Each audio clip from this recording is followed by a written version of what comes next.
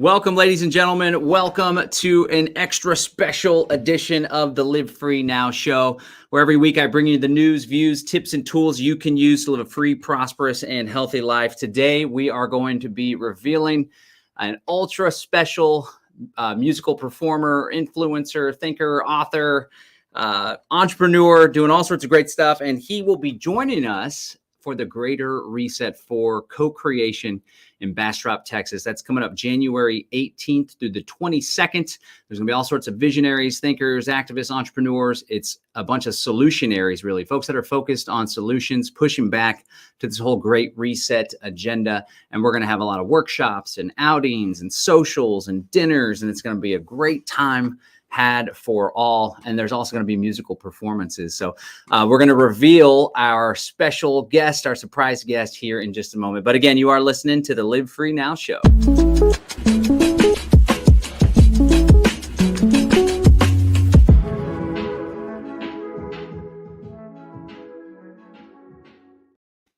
All right. Shout out to Philip in the Netherlands for putting together that incredible little intro video there, trying to go all pro here on you. But without further ado, let me just tease you real quick and show you who we are going to be hearing from if you join us in person in Bastrop, Texas in January for the Greater Reset. Let's go ahead and head over to this little Twitter feed here. It's very prolific on Twitter.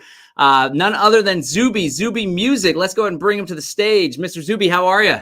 Yo, John, what's up, man? I'm doing well. How are you? Yeah, I'm great. We're very excited that you're going to be joining us. My good man, Ryan, that works here with Live Free Academy, he reached out and we weren't sure how it was going to go, but we were really excited and honored that you're going to be joining us. So thank you so much. And thanks for joining us here today on the Live Free Now show. What's going on in your neck of the woods?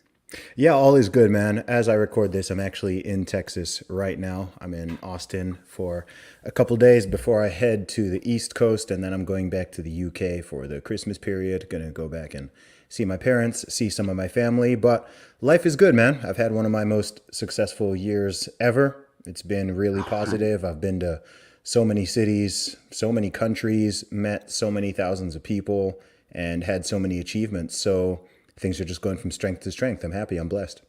I love hearing that. You know, it's pretty wild how a lot of people fall victim to their own circumstances and they got all this crazy COVID pandemic stuff going on. A lot of people had their most terrible year. But meanwhile, when you have the right mindset and the right energy, you could actually break through all that and use that adversity to your advantage. So that's definitely something that I see in your tweets, in your messaging, in your music. So before we go any further, if you could just introduce yourself to the audience for those few that may not know who you are. I'd love to hear about your background, how you got started. I know you went to Oxford University, which is pretty cool. But yeah, let's hear a little bit more about Mr. Zuby. Yeah, sure thing. So my name is Zuby. I'm an independent rapper, author of 2 books, Strong Advice and Candy Calamity. You can see them there behind me. One children's book, but both of them are about fitness. I'm also the host of the Real Talk with Zuby podcast. I've been running that for the past approaching 4 years. I am a public speaker. I have done big events in the USA, the UK, was in Australia not so long ago, heading out to Nigeria in a few months' time. That's not everyone knows that, but I just got that confirmed recently. My family background is originally from Nigeria, but I was born in the UK. I'm British. I grew up in the Middle East, in Saudi Arabia. I lived there for 20 years. I went to school in both Saudi Arabia and in the UK. As you alluded to, I studied at Oxford University, got a degree in computer science from there. And then after a short spell in the corporate world, I worked as a management consultant for 3 years. And in 2011, 11 years ago at this stage, I took the big jump to go pursue my music full time. So I was a full-time musician from 2011 up until 2019, and I still am. It's just that in 2019, I added additional strings to the bow. So that's when I put out my first book. It's when I started my podcast. It's when I started to blow up on social media through some of my social commentary and observations on the world. So now I'm at this stage where, millions of people know me, but I think those millions of people know me for a big range of different reasons. It's gone far beyond just my music at this point. Music is still the core of everything. That's how it all started. But I'm happy to offer different things to the world, and hopefully for people who follow and support what I can do, I can offer value and knowledge and positivity to people in different ways and through different mediums. That's my goal. You're definitely doing that for sure. In fact, one of the first times I heard about you is just everybody would share your tweets on Facebook and all over, not just on Twitter, which I thought was pretty cool. But it was during the COVID pandemic, and you just seem to be on point with so much stuff. Like a lot of people had those thoughts. Some people are afraid to express them. Some people, like myself, just throw it all out and see what sticks. But you were just so eloquent and like right there on point. So can you share like what? There's a lot of philosophical aspects and even some spiritual aspects, right? I could pick up on some Buddhist thought too. Like, can you share what are some of the underpinnings of your overall philosophy and what goes into that thought that you like to share?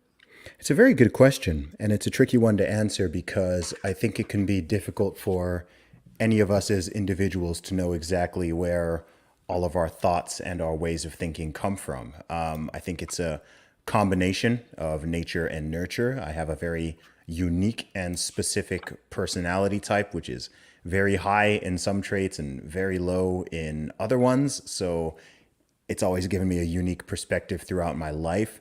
And then, of course, coming from this multicultural, multi-nation background with exposure from a very young age to all these different cultures and societies and nations and types of people and ways of living and laws and philosophies, all of that, I've just been surrounded by this my entire life.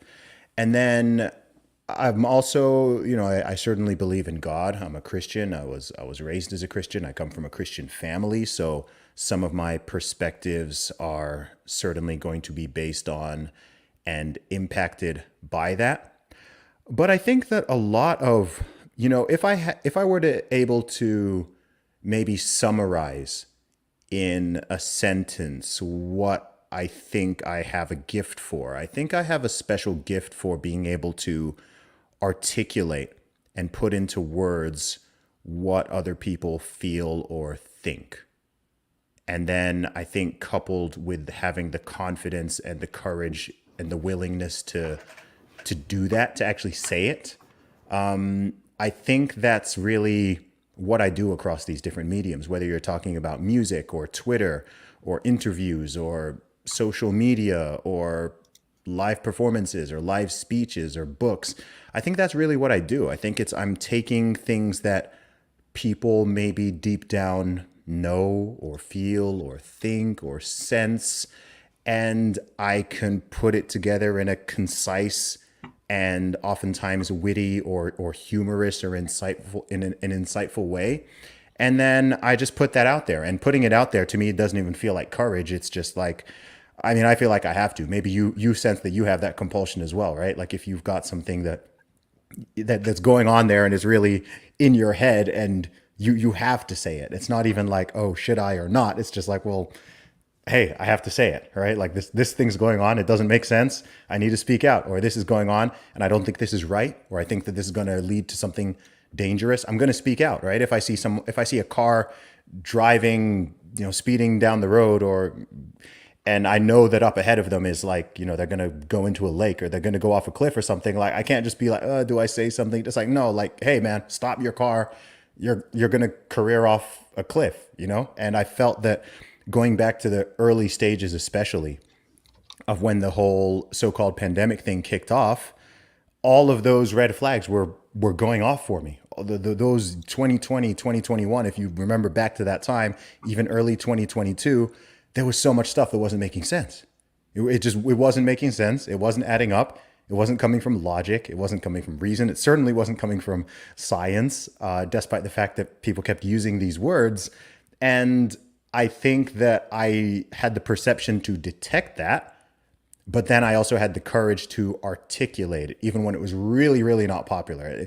At this point, you can question stuff. You can question stuff with every aspect of it, whether it's lockdowns or it's masks or it's the efficacy of these shots or whatever it is. All this stuff you can now, it's back in the Overton window to ask questions about it. You'll even see stuff in the mainstream media.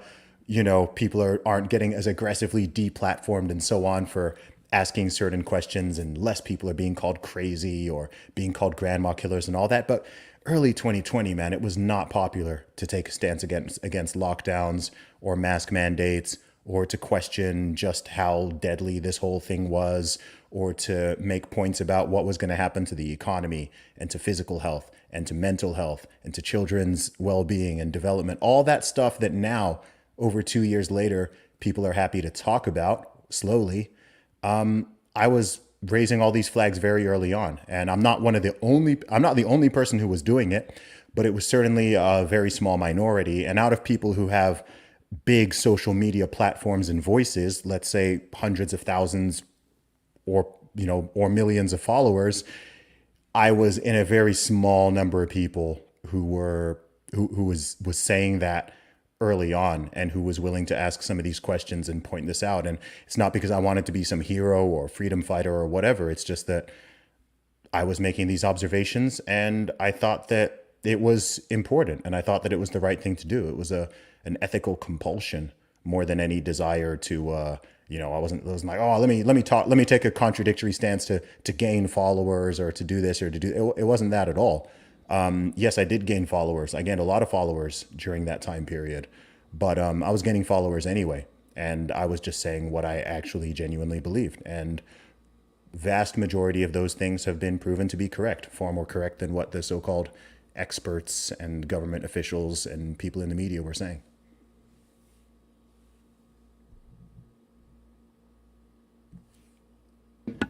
Perhaps one of the things that's been most liberating for me in my life has been not really caring about what people think. And that was like a slow evolution. I mean, I care, obviously, especially folks that are my community and family and such, but it's never something that I don't want to say this because I'm worried people will judge me or criticize me or think I'm some crazy right winger or something like that. It's been very liberating. And I know a lot of people have that internal limiter.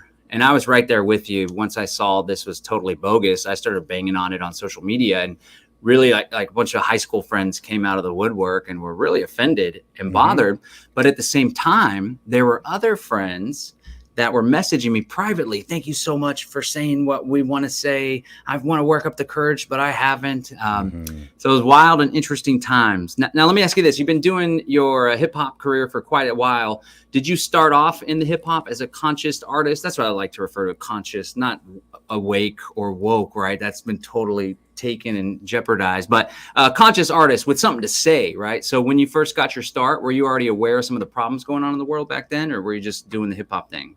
100%. So I released my first album in 2006 when I was still in my teens.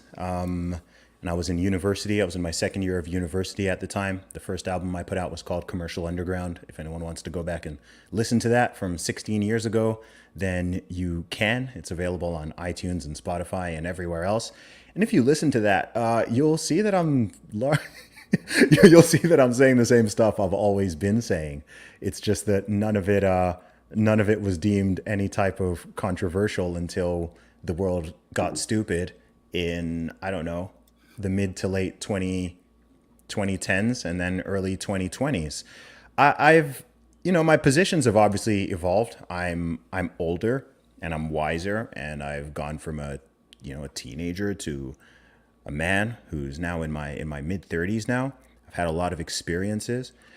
But I've all seen the world differently to other people, I guess. And I'll be honest, man, I didn't realize how differently I saw things, or how unique my perspective perhaps was, until I started putting my thoughts out there more.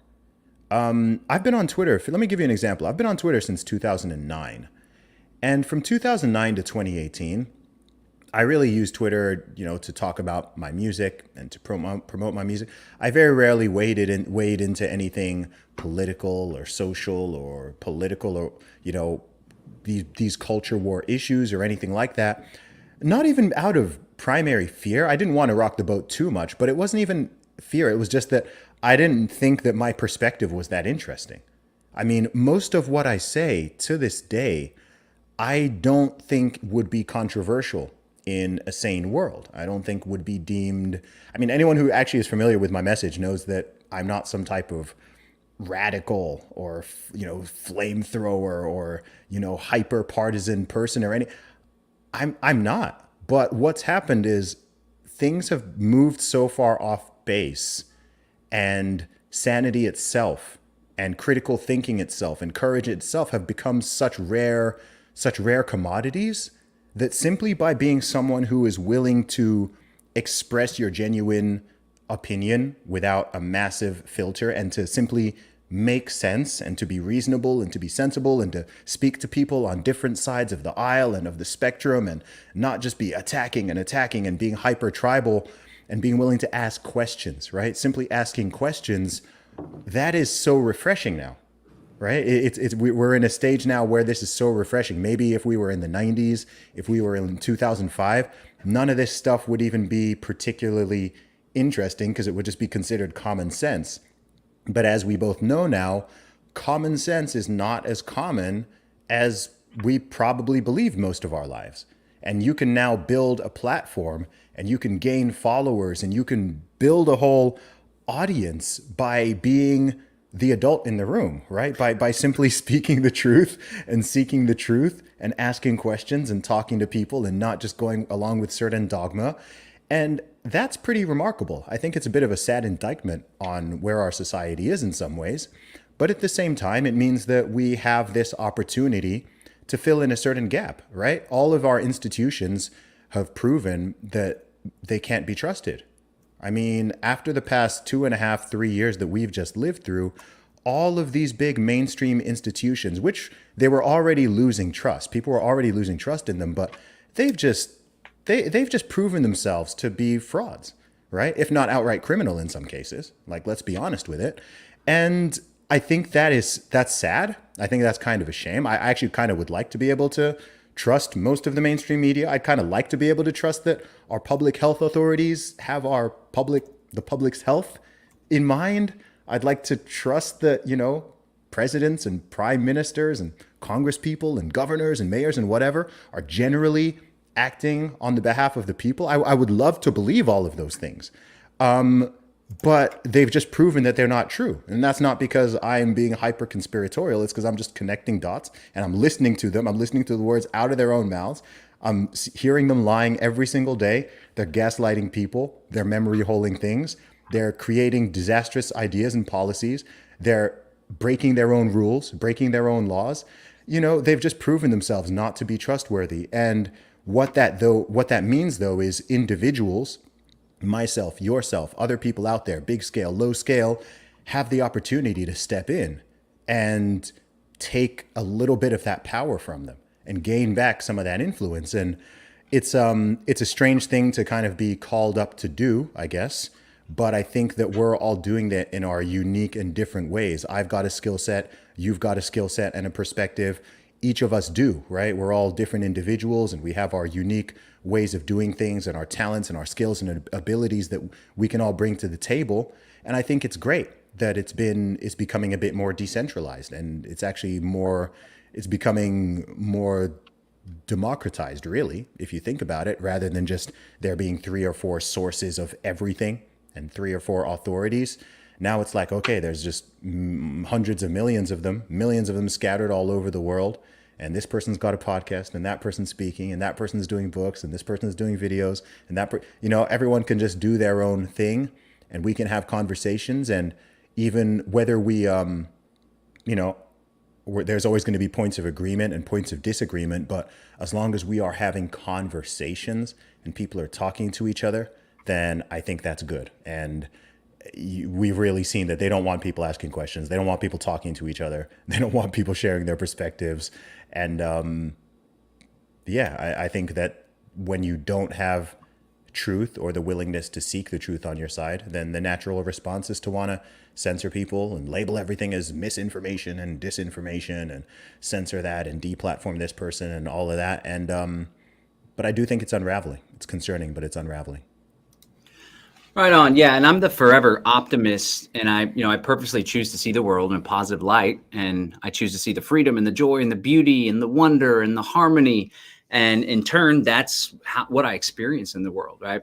But when it came to the censorship, for me, that was a clear indication that we're winning. Right. They wouldn't be screaming and fighting tooth and nail so hard to censor people's messages if it wasn't, so relevant, So I appreciate the perspective. And then one thing on Twitter too, recently they did the Twitter files, right? So Elon and this journalist are releasing the Twitter files. I didn't think it was anything too damning, except it kind of just puts it there in your face. And somebody commented like, you did this on a Friday. Friday is where news goes to die. And they were still in that old media paradigm of like the news cycle. Meanwhile, there's 3,000, thousands and thousands of shares and views and likes and comments, so much engagement on Twitter. So I think the game is really changed quite a bit.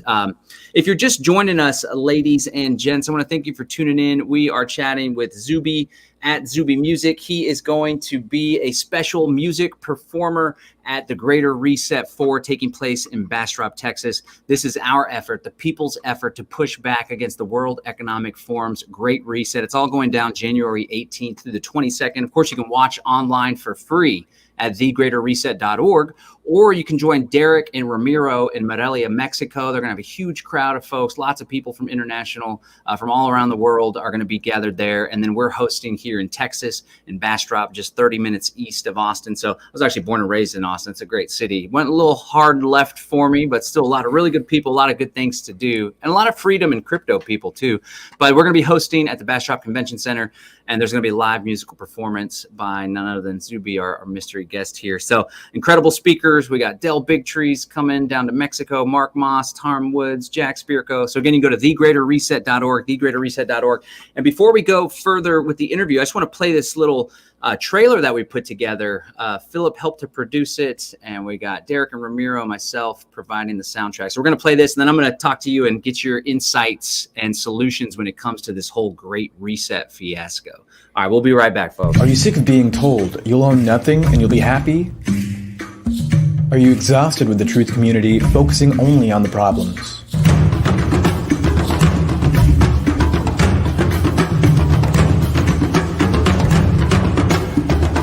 Are you ready to do something about it? Let's take action together. Join the Freedom Cell Network in January 2023 as we return with a Greater Reset for co-creation. The Greater Reset is a 5-day in-person and online gathering where solutions-focused speakers and organizations share practical steps for individual and collective liberation. This year, we'll even hear experiences from real communities on the ground across multiple continents. The Greater Reset 4 will focus on activating 5 focus areas over 5 days. January 18th, liberate your mind, body, and soul. January 19th, permaculture and food independence. January 20th, agorism and parallel networks. January 21st, take back our tech. January 22nd, building free and conscious communities. This is our time to co-create the world we want for 2030 and beyond. Join us as we lay the foundation for the next stage of a free humanity. Join us from January 18th to the 22nd, 2023, as we gather online and in person in Central Texas and Morelia, Mexico. Join us for the Greater Reset 4 co-creation. View the full speaker list and organize your local activation hub at thegreaterreset.org. All right. So I want to shout out Philip once again. He put that together, and that's not the final version. You got a sneak peek of it here on the Live Free Now show first, but we're going to finally produce it in the highest quality. We're going to share it to all of our channels and, of course, the Greater Reset email list, which I highly encourage everyone to join if you have not yet, thegreaterreset.org. It'll pop up there. Okay, Mr. Zuby, the whole point of this show was to introduce our audience and let them know that you are going to be performing at the Greater Reset. We like to mix in the arts and entertainment along with the hard work of creating a better world. And I've been doing this for 20 years. And, back then it was the shadow government, before it's the deep state and the New World Order. And now we got the World Economic Forum that seems to be out there ahead of the pack when it comes to creating a totalitarian technocratic world. So let me get your insights on the Great Reset. When did you first hear about it? What's your analysis of the connection between COVID and the Great Reset? And then finally, and most importantly, what do you suggest people do about it? Yeah, well, I certainly first heard the term the Great Reset in 2020 when they started promoting it, when it was on I mean, on the World Economic Forum website and their social media, and Klaus Schwab himself wrote a whole book called COVID-19 and the Great Reset and all that. So I guess like most people, it was when all these shenanigans really kicked off and the PR and promotion for the so-called pandemic went into hyperdrive that it really fell on my radar. I mean, I know the World Economic Forum has existed for many years, I believe decades at this point, but nothing had ever sort of put it on my radar. I don't think I knew who Klaus Schwab was until 2020. And this guy, he looks like a Bond villain, started popping up all over the place. I think the most important thing, and I said this to people all throughout the past 3 years. I've said it to people online. I've said it to people in person, because there's been so much fear going around on both sides of the equation, right? You've got people who are terrified to death of, COVID, and then people who are terrified of, the response to it, which is understandable. But fear has definitely been the predominant human emotion over the past 3 years, and we need to change that. And that's why it's so important for us to bring people back to a place of optimism, because we don't want people on either end of this becoming absolute doomers and becoming hopeless and becoming completely demoralized. And what I always say to people is that ultimately we have the power. We are the people with the power. It's not these weirdo globalist organizations. It's not Bill Gates. It's not Klaus Schwab. It's not George Soros. It's not all of these people, whether they're public figures or they're shadowy figures with a lot of power or whatever. We are ultimately the people who make the decisions, right? We are the people. We have the power. We run the world, right? We run the world. And the reason why these individuals and organizations are even able to claim so much power, as far as I'm concerned, is because the average person doesn't realize how much power they have, right? The average person doesn't realize that, we can end a mask mandate by everyone just taking a mask off. If you all take your mask off, it's over. That's it. You think they're going to run around try to arrest everybody? No, of course not. You think they're going to be able to afford right? If everyone had just taken their masks off or just not put them on to begin with, none of it would have happened. And by the way, if people didn't wear the masks, then the vax mandates wouldn't have been on the table, right? But people don't realize this. The average person doesn't have the power to, they do have the power, but they don't have the awareness plus confidence to realize, actually, I might just be one individual, but what even is a society but a collection of individuals? That's all it is. If we choose to go with this, then it's going to happen. If we say, no, actually, you know what? No, we don't want that. We're not doing it. Then it all falls flat. That's all it is, right? You can have some weirdo out there in government say, we're going to, or even out of government come up with their weird megalomaniac schemes for what they want people to do and how they want everyone to behave. But if people just say no, if people say no and they don't comply, then it doesn't work. All of the stuff that's happened over these few years, it only happened because billions of people went with it. Billions of people went with it, and they continued to go with it, and they kept going and going and going. You know what? Most of it is over now. Do you know why it's over? It's because most people stopped, right? It got to a point where, I think, as far as I'm concerned, they pushed a little too hard too quickly, and they woke up a lot of people. And even those who were going along with it, it just got to a point where they sort of ran out of juice. And people slowly were just like, the percentages flipped over to a certain tipping point where it's suddenly like you walk around wherever you are now and, look, people are not, barely anyone's wearing masks anymore. Most people aren't going and getting their 4th and 5th and 6th booster jabs. The whole thing's just petered out. You remember earlier this year when they tried to push it all again with monkeypox, right? They tried it, right? They really, really pushed it. They went for it hard, and people were like, nah. They managed to scare some people, but most people were like, nah, we're not doing this one. And lo and behold, it all just disappeared. Do you remember that week? It just disappeared overnight. Boom, gone. It hasn't been in the media again, anywhere, right? It's all over.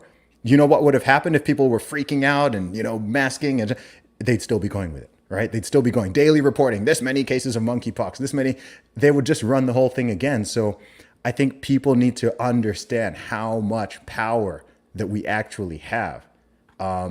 I don't know how you get that message through to people. I think it's always been a difficult message to get through to people if you look through human history and if you look at things around the world.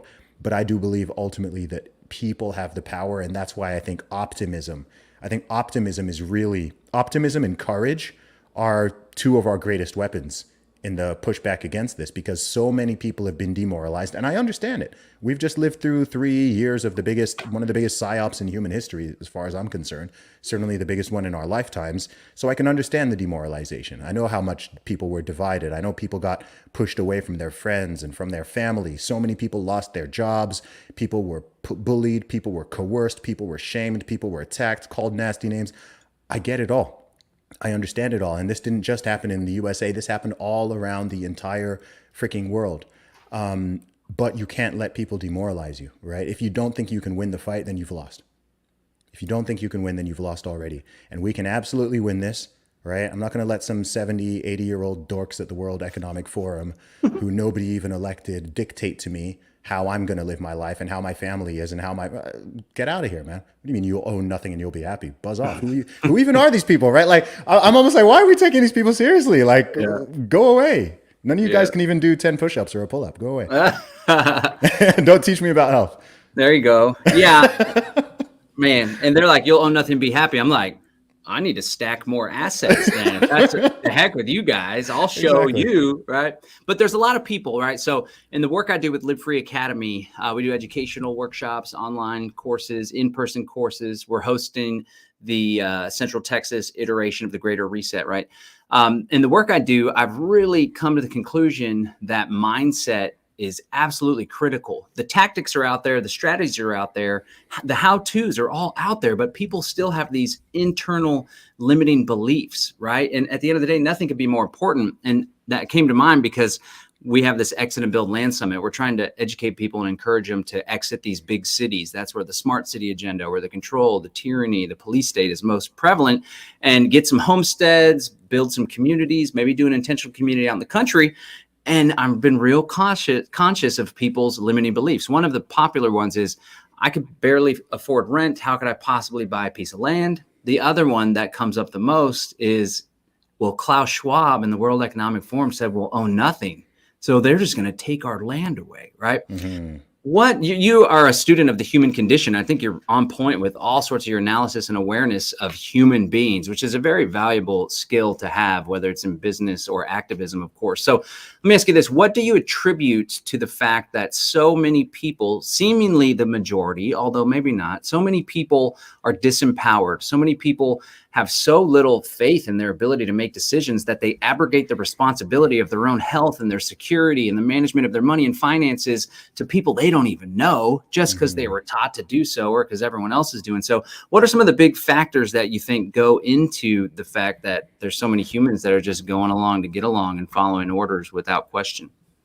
This is a huge question, and I feel like it could be answered at various levels of philosophy and even theological belief, to be honest with you, man. I do trace a lot of this back to an absence of faith and religious belief and belief in God in modern Western society. I do genuinely think that that is a part of it, because there has to be an ultimate authority, right? And for a lot of people, if God, however one wants to interpret that, is no longer their highest authority, then what remains at the top is usually the state, the government. You know, it could be the science, it could be Klaus Schwab, it could be some other type of ism or schism. But if you believe that the ultimate authority in the world and in your life is the state, then you're going to act accordingly, right? You're going to act accordingly. Because, you know, there's people who believe that that's where, I don't believe that my rights come from the state. I don't believe my rights come from the government. I believe my rights inherently come from God and from natural law. And I believe that that's the ultimate authority, right? I don't believe that Klaus Schwab or Dr. Fauci or any of the CDC or the NHS or the NIA, all the WHO, all these organizations, to me, these are not the ultimate authorities, let alone the sources of morality and ethics. We should be clear on that one.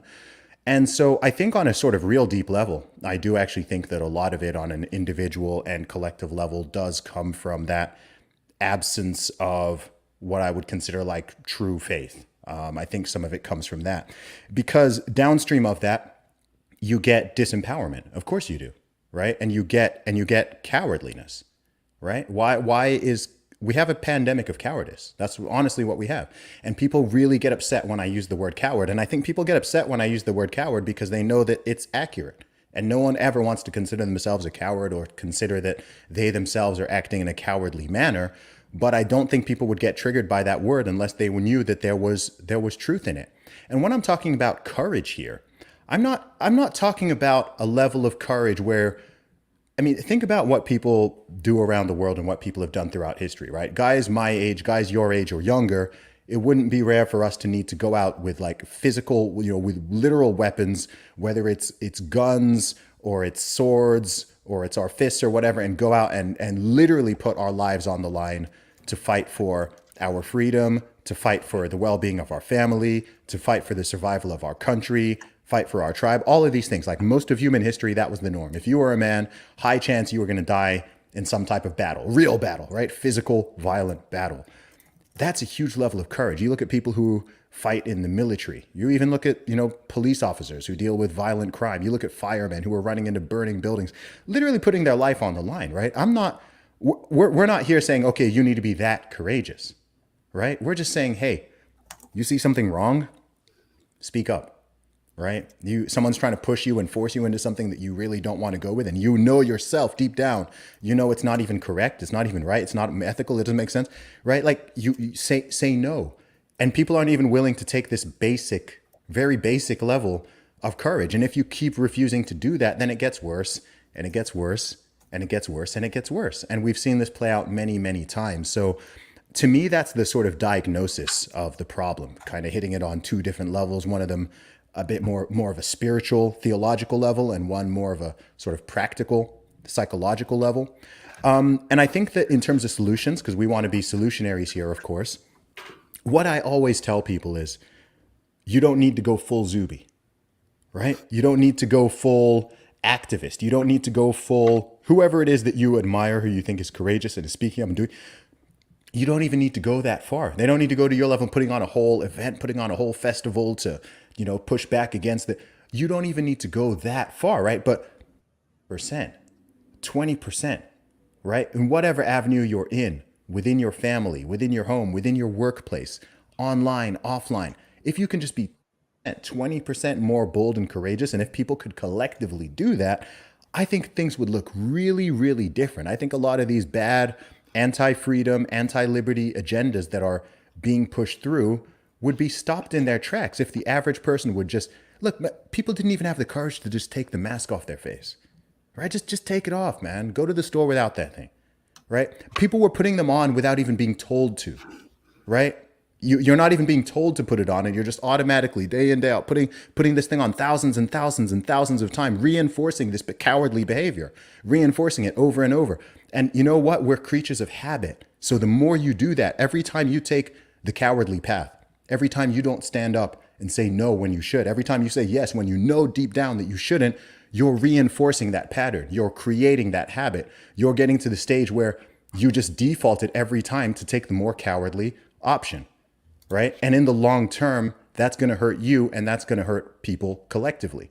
I understand that in the short term, it might seem that, oh, okay, this is the easiest way to do it. Let me not rock the boat. Let me avoid all conflict and so on.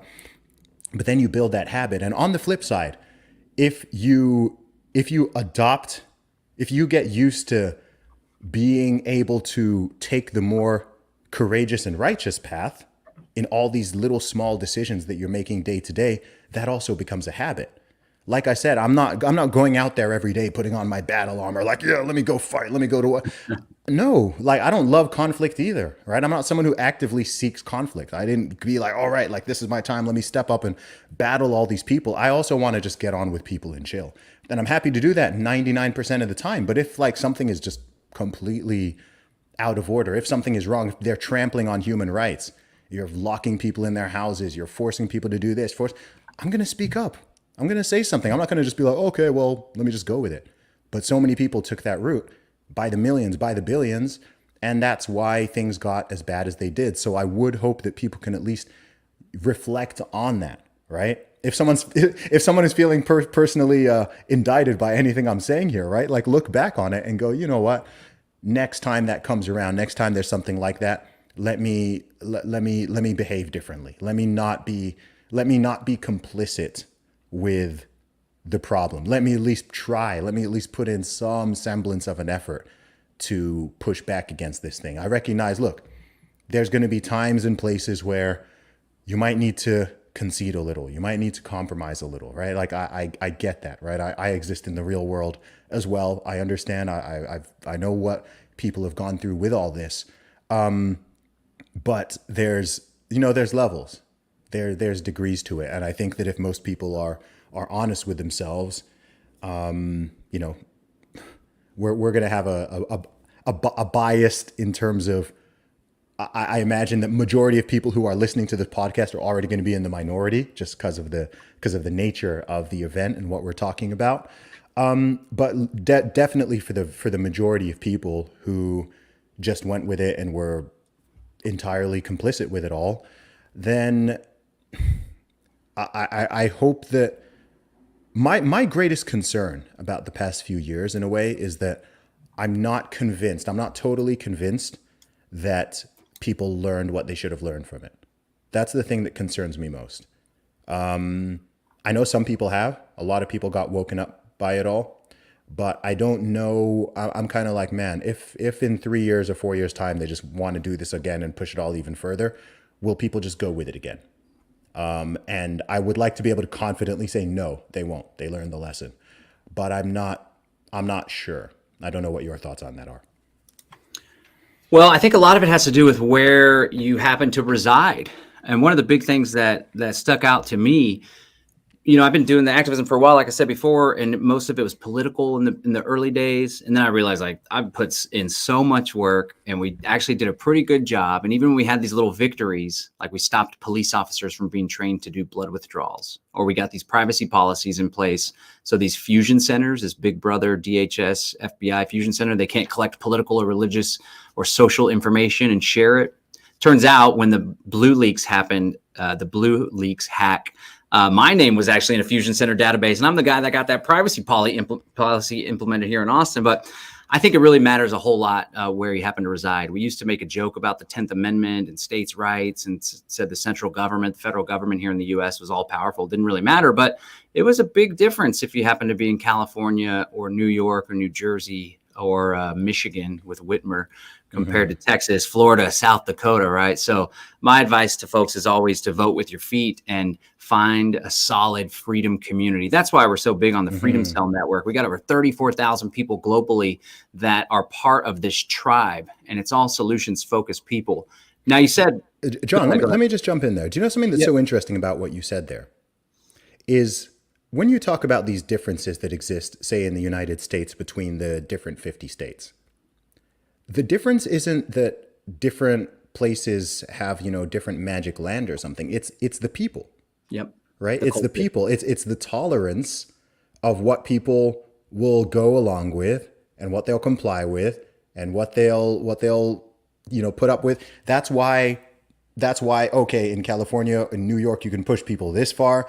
Okay, Texas, South Dakota, okay, we can't, right? Because look, the government is always going to encroach. It's always going to encroach. That's essentially its job, right? Its job is to centralize and to maintain power. And the reason why that's different in all those different states is literally, it's all about the people. There's nothing, Texas is not a magic patch of land.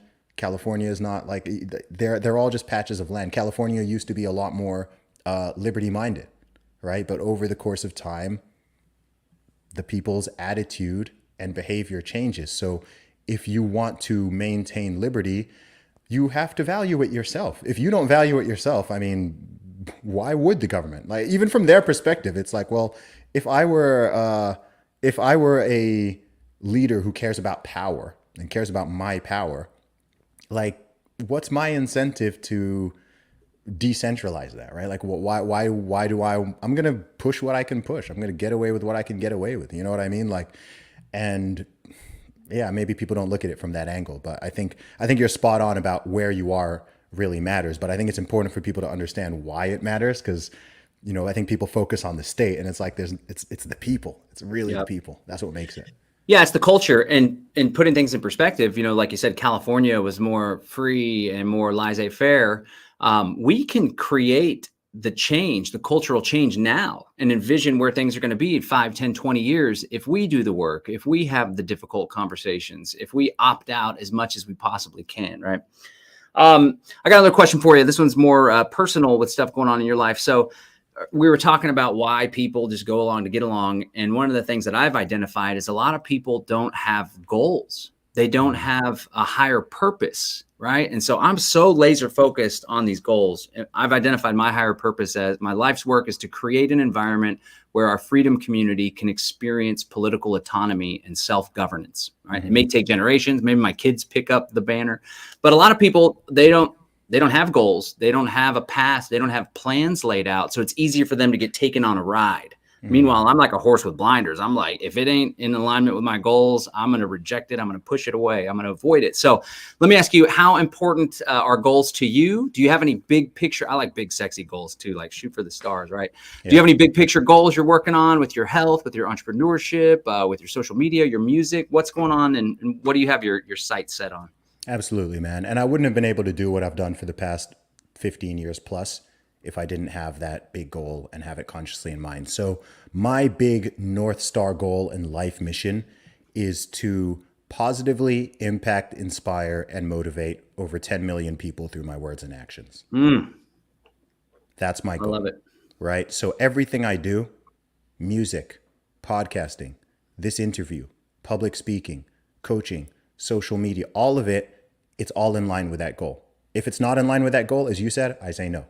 Right? You guys reached out to me, say, hey, we want you to perform at this event. I'm like, okay, well, is that going to help me to inspire and motivate more people and push more people in a positive direction through my words and actions? Absolutely. Cool. Let's line it up. Let's do it. Right. And yeah, for me, that's it. For me, that's it. And the more people I'm able to impact, lo and behold, the more successful I also become. Right. The more things I can create that help people and inspire people, whether it's an album, it's a book, it's another podcast, whatever it is, the more I can do that and the more value people find in it, the more money I make, the more followers I gain, the more people pay attention to what I'm doing, the happier I feel, and the more lives I can genuinely impact. To me, that's all it's about. I'm very people oriented. I'm very people driven. I think that human beings are the most amazing thing in the world. I also think we're the worst thing in the world. But I primarily try to focus on the former. But the reason why we're even the best and worst thing in the world is just because we have such potential and capacity. And with that potential and capacity, we can drag ourselves down to hell, or we can create something closer to heaven, right? We have the greatest capacity for love and kindness and generosity and innovation and thinking. As a result, we also have the greatest capacity for cruelty and evil and attacking each other and putting people down and oppressing each other or oppressing ourselves or psyching ourselves out or doing this. And all of this just comes from the great, if you really think about it, those capacities just come from the greatness of humanity as a species, right? We can choose what direction we go. Right? Every day you're making thousands and thousands of conscious and unconscious decisions of how you're going to live your life. What are you going to do? Right? What time are you going to wake up? What food are you going to eat? How much water are you going to drink? What are you going to do with your day? We all get that 24 hours. What are you going to do with it? And then over the course of a week, cool, you get a 100+ hours. And then over the course of a lifetime, it's just like, what are you going to do with it? Right? Are you going to try to move the needle in a positive direction? Or are you going to just beat up yourself and beat up on other people, literally or metaphorically? And what are you going to do with that? And I've been very clear since my late teenage years of, okay, I want to use my voice. I want to use my efforts to uplift people, to make people see things from a greater angle of gratitude and perspective, to get people in better physical shape, better mental shape, help people in all these different ways that I can and that I will. I don't know everything I'm going to do in the future. but that's really my motivation. And I think that if other people did that and lived their life genuinely in service to other people, then number one, they'd be more successful, because the way you become successful is by helping a lot of other people, right? Go out there and make something that a million people value, and come back and tell me whether or not you're successful, right? You're almost guaranteed to be. And I think that if everyone did that, the world, that's how we create anything closer to a utopia. I also think that another thing it does is it snuffs out the negativity, right? If you're on your mission, John, if you're on your mission and you're doing all these things you can, and you're working hard, and you're moving the needle, and you're creating this, and you're building this, and you don't have time to be negative. You don't have time to be online attacking other people. You don't have time to be trying to tear down another man's dreams, or to do this or do that. It's like, nah, man, you're on your mission. You stay in that positive mind frame, and it spreads out the positivity, but also it snuffs out the negativity. If everyone's there on their mission, and they're getting in good shape, and they're mentally strong, and they're physically strong, and their families are together, and all of this, and they've got that grounding, then you think the WEF has a chance? Of course not. Of course not. Yep. Ain't nothing more true than that right there. 10 million. I appreciate that, because I'm a big 10X guy. I got the book up here somewhere. Grant Cardone, the 10X movement. By the way, I used to say 1 million until I read that book, and then I made it 10 million. And also I've hit 10 million now. I may have hit. I've hit a million. For sure, I've hit a million. There it is, right there. Keep I could have hit 10 million. I don't know. To me, it's as many people as possible. There you go. Once I'm confident I've hit 10 million, then I'm going to just say 100 million. Let's go. Yeah. It seems like some crazy unattainable thing, but when you set your sights on it and you believe in yourself, that's a big difference maker too. A lot of folks just don't have that confidence, and it really makes a world of difference. All right, let me ask you this. And this is some personal advice too, right? A lot of stuff, in fact, most things in my life click. I just got married to the love of my life. Good for you. My kids are happy and healthy. The business is doing great. I got a wonderful team around me. But the thing that I just haven't been able to get to stick literally my whole life has been getting into a continual routine of exercising. And so I'll do these 2 weeks or even a month-long spurt, and I'll feel better about myself, confidence boosting, starting to look more sharp, getting some little cut lines and stuff. Slowly but surely. The wife absolutely loves it. But then I fall off, and I always justify it because I'm so damn busy with work. But I know in my head that were I to work out more, I wouldn't be so dependent on caffeine in the morning. I wouldn't have to take melatonin at night to go to sleep because I'm so wired from the workday. So what's your advice for somebody that knows the importance of exercising, that when they actually get into the gym, they could put in a good solid workout, but I just can't seem to make it consistently happen, and I've struggled with my whole life? What do you got? And first, tell us about your health career and what you do in that regard. Yeah, sure. Okay. Well, in terms of my career, I mean, I've been going to the gym for 20 years at this point. I got into the gym in my mid-teens. I used to play rugby, so that was my primary impetus for wanting to get stronger and fitter and, build up my muscles and all that. First couple of years, like most teenagers in the gym, I didn't really know what I was doing, but I stuck with it. And I've achieved a very strong physique. I've hit some big strength milestones. I've pulled over 600 pounds on a deadlift before, weighing 183, so more than triple weight body weight deadlift. And you did that as a woman. 400 pound plus squat. I've got my bench up to, what was my bench PB? I think somewhere about 325 pounds or something like that. Again, all doing this in a body weight in the 180s. So as a lifelong drug-free natural athlete, those are some good goals. Those are some good targets. And then I did also get a personal training certification more than 10 years ago. I'm sure it's technically would have expired now, but I've done a lot of. I've got the experience, of course, but I have also studied it as well. And then I've written 2 books. One of them is called Strong Advice, Zuby's Guide to Fitness for Everybody. It started out as an ebook. I've done physical copies as well. That sold over 10,000 copies independently. And then earlier this year, I put out my second book, The Candy Calamity, which is my first children's book, which is also about the importance of health and fitness. So I've helped thousands of people to get in better shape in various ways. So I'm very proud of that. So in terms of answering your question, I think something good to do here is let's actually do an exercise. So what's your goal in terms of fitness? And you can be Well, quite general with this if you want. no, so I want to have, really it has a lot to do with energy. I want to like my biceps to get bigger and chest, and I'd love to have a six pack as far as like my physique and what I look like. But above all, I want to have the energy to keep up with my kids, and I don't want to be so groggy. Jack Spirko, who's speaking at the Greater Reset, he said something once, and he's like, you're not healthy if you look down at your feet and you can't see your genitals. And I was like, oh, well, I'm okay with that. I got I'm pretty thin, so that's good. And I was all happy with myself. And then he said, and if you wake up in the morning and you're not able to just get up and go without feeling like crap or having some kind of caffeine boost. And that just hit me and it stuck with me. I was like, dang, that's me, So above all else, I want to just have greater energy because I know it'll benefit all areas of my life. Okay. You've sort of answered this because I'm going to do it anyway. Why?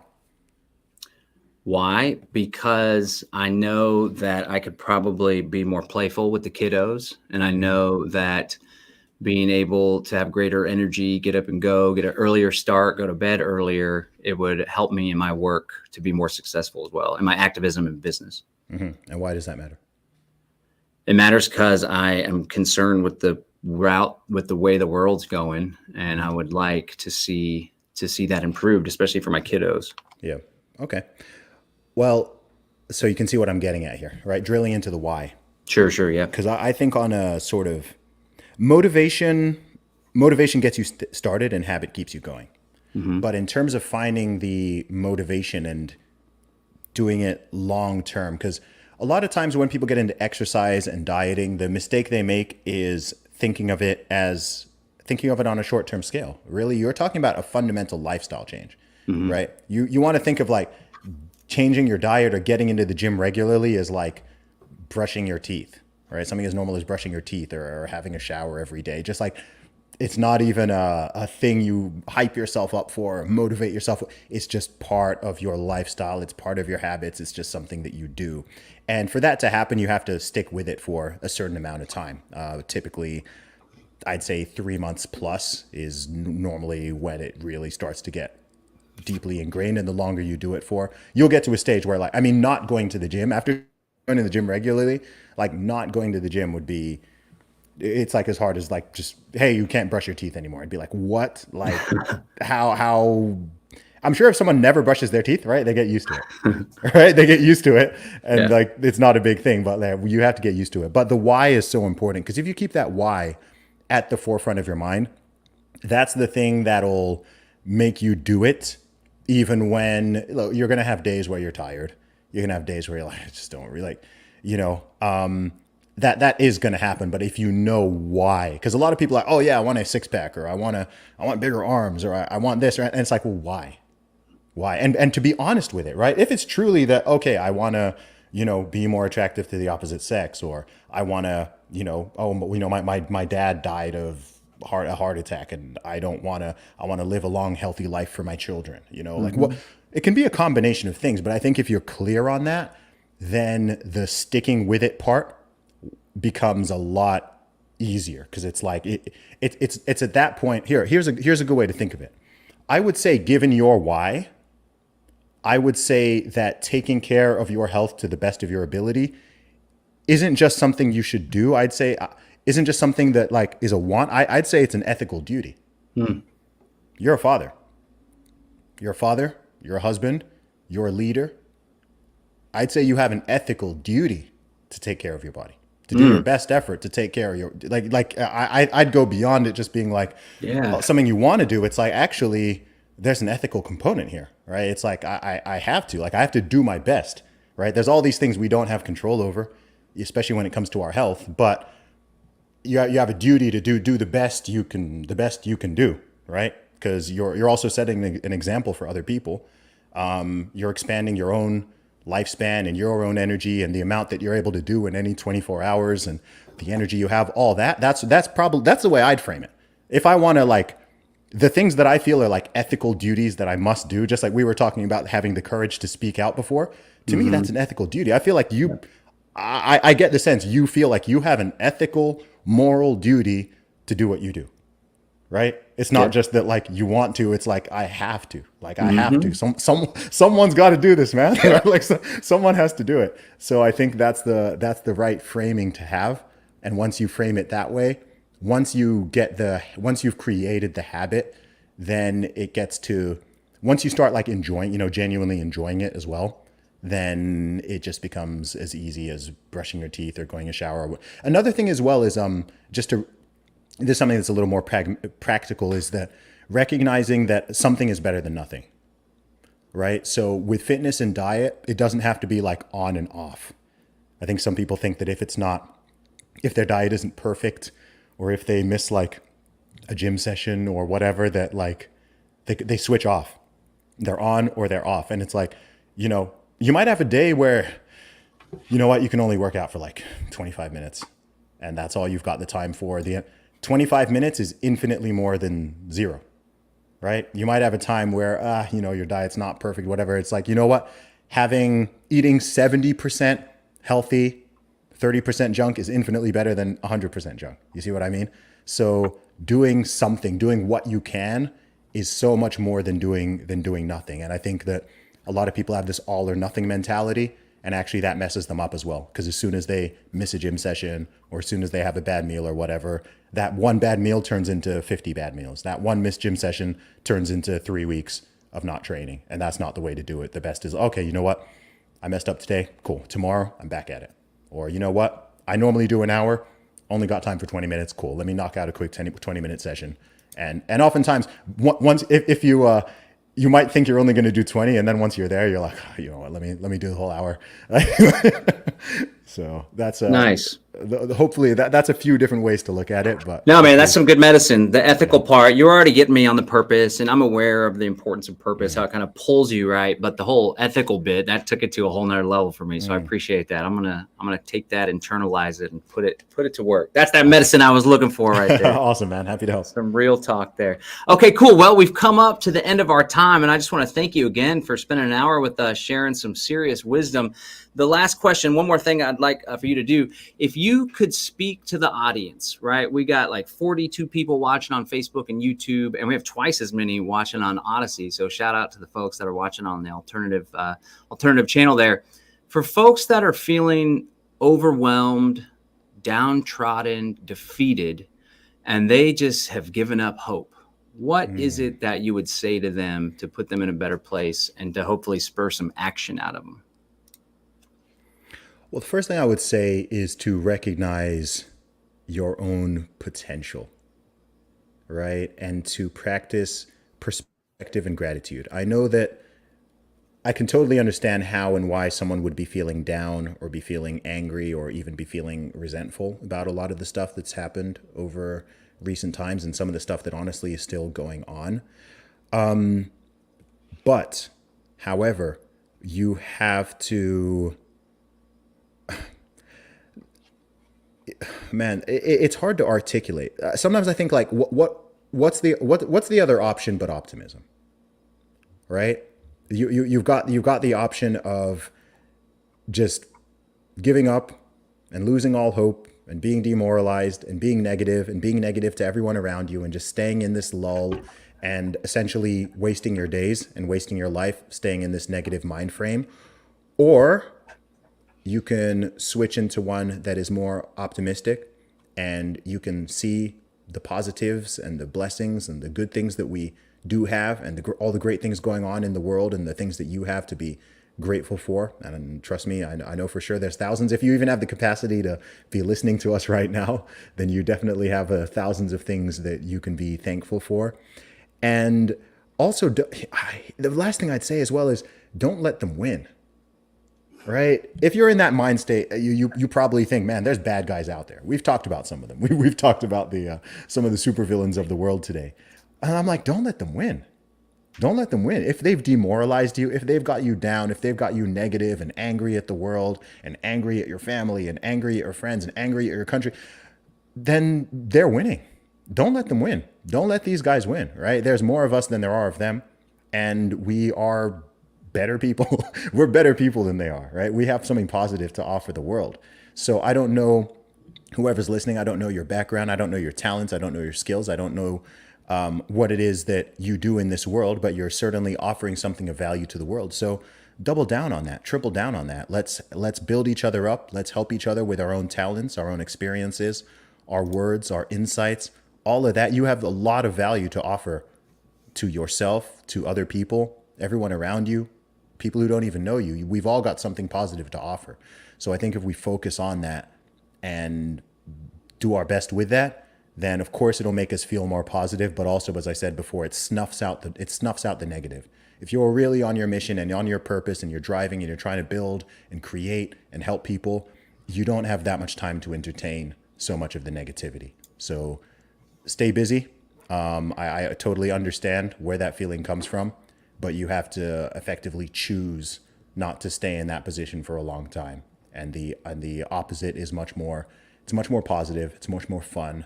It's much more social, and it's a lot more helpful. And ultimately, that's how we win. Right on. Well said there, Mr. Zuby. I appreciate your positive outlook and optimism, and you're doing a lot of really good work in the world. So we're extremely grateful and excited that you're going to be joining us for the Greater Reset 4 co-creation. You'll be performing in Bastrop, Texas. Again, the event's taking place January 18th to 22nd. Can't wait to meet you in person there. Thank you so much again for joining us. Thanks, John. I appreciate you, man. All right. Thanks a lot.